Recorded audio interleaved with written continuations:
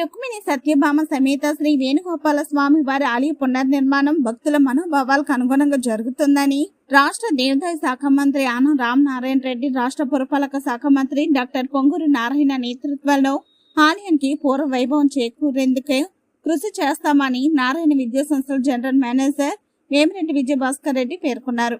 శనివారం నగరంలోని స్థానిక మూలపేట నందుగల శ్రీ రుక్మిణి సత్యభామ సమేత శ్రీ వేణుగోపాల స్వామివారి ఆలయ పునర్నిర్మాణానికి సంబంధించిన గ్రామ సభను నిర్వహించారు.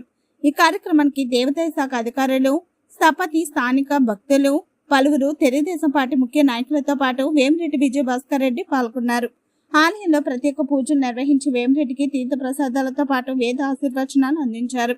అనంతరం దేవాదాయ శాఖ అధికారులు ఆలయ నిర్మాణానికి సంబంధించిన విధి విధానాలను వివరించారు.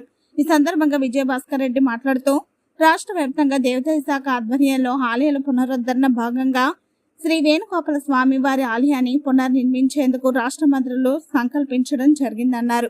ఈ మేరకు ముఖ్యమంత్రి చంద్రబాబు ఆమోద ముద్ర వేశారన్నారు. ఈ సమావేశంలో ఆర్జేసీ ఎస్ఎస్ చంద్రశేఖర్ ఆజాద్, రాష్ట్ర దేవాదాయ శాఖ స్థపతి P Parameshwarappa, Kurnool superintendent engineer S Satish, Guntur divisional engineer C H Srinivasulu, Nellore AE Muralimohan, Telugudesam party ముఖ్య నాయకులు, స్థానిక భక్తులు పాల్గొన్నారు.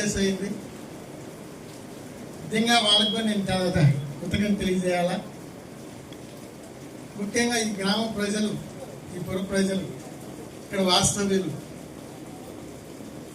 ఇంత మంచి గుడిని మన దేవాదాయ శాఖ మంత్రులు వారు కూడా ఈ గుడిలో ఒక మెంబర్గా ఉండడం, ఇదే సమయంలో వారు దేవాదాయ మంత్రి కావడం, అంతేకాకుండా మన పొంగూరు నారాయణ గారు పురపాలక శాఖ మంత్రులు, ఆయన కూడా సిటీ కాన్ఫరెన్స్లో ఈ గుడి వెలిసి ఉండడం, ఆయన కూడా ఇద్దరు కలిసి మాట్లాడుకొని దీన్ని ఈ సువిశాల ప్రదేశంలో ఒక ప్రతిష్టమైన గుడిగా తయారు చేయాలని ఇద్దరు అనుకొని దీన్ని దేవాదాయ శాఖ మంత్రి ఆనం రామనారాయణ రెడ్డి గారు సీఎం గారితో కూడా మాట్లాడి, సీఎం గారు కూడా మన రాష్ట్రంలో అన్ని దేవస్థానాలను కూడా వాళ్ళు మంచిగా ప్రసిద్ధిగాంచే రకంగా ఇక్కడ భక్తులందరికీ మంచి జరగాలన్న ఉద్దేశంతో అన్ని దేవస్థానాలను కూడా వాళ్ళు రెనోవేట్ చేస్తూ పునర్నిర్మాణం చేస్తూ ముందుకెళ్తున్నారు. దీనిలో భాగంగా ఈరోజు మనకి మూలపేట వాస్తవులకి మనకి అవకాశం వచ్చింది. మేమందరం కూడా, మీరు కూడా, ఈ పెద్దలు నాకు కొద్దిగానే తెలుసు.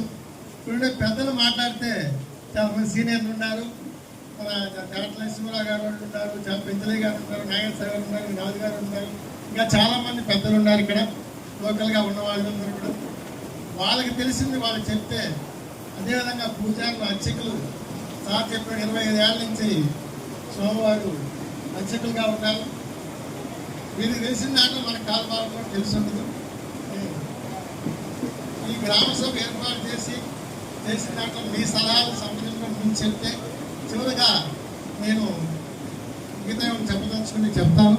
ముఖ్యంగా దక్షిణం వైపు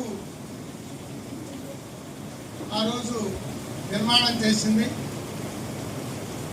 దక్షిణ వైపు దానికి గతంలో అదేవిధంగా స్వామివారి కళ్యాణోత్సవాలు మంచిగా దేదీప్యమానంగా జరగాలనే ఉద్దేశంతో చేశారు. అంతేకాకుండా కొండ మీద నరసింహస్వామి ఉంటే కింద కూడా ఇక్కడ నరసింహస్వామి ఉన్నారు. అది మన గుడికే ముఖ్యంగా ప్రసిద్ధిగాంచింది.